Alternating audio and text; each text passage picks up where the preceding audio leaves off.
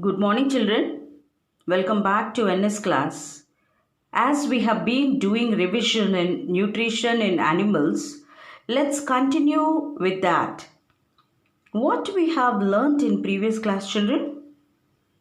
Yes, interaction for nutrition, different ways of taking enough food, digestion in humans, under which we have learnt different parts of alimentary canal, sets of teeth, types of teeth, and structure of tongue. Now today we would be revising about digestion of food in different parts of alimentary canal. As we know that various steps involved in the process of nutrition like ingestion, digestion, absorption, assimilation and egestion.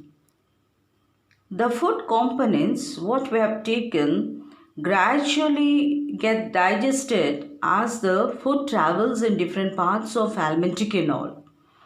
As we know that alimentary canal and associated digestive glands together constitute digestive system.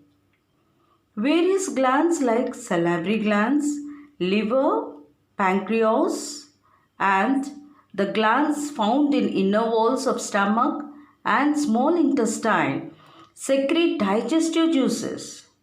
These digestive juices contain enzymes which convert complex substances of food into simpler substances. Now let us revise in detail about what happens to the food in different parts of digestive tract. Now let's start with digestion in mouth or in buccal cavity. In humans, the food is ingested into the body through the mouth. So the process of taking enough food into the mouth is called ingestion. We chew the food with the help of teeth. So mechanical digestion starts in mouth. And in the buccal cavity, there are three pairs of salivary glands are present, which are called the parotid glands, sublingual glands and submandibular glands. Children, sometimes if we feel a watery substance in the mouth, what is that, children?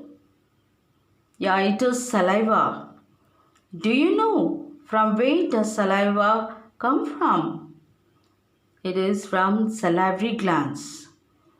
As soon as food enters the mouth, even the tongue helps the food mixing with saliva to make the food moisten for easy swallowing.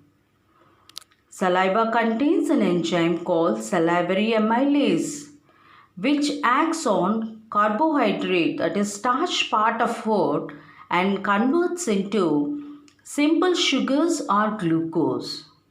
So what is the end product of starch, children? It is nothing but glucose or simple sugars. So the starch digestion starts in mouth.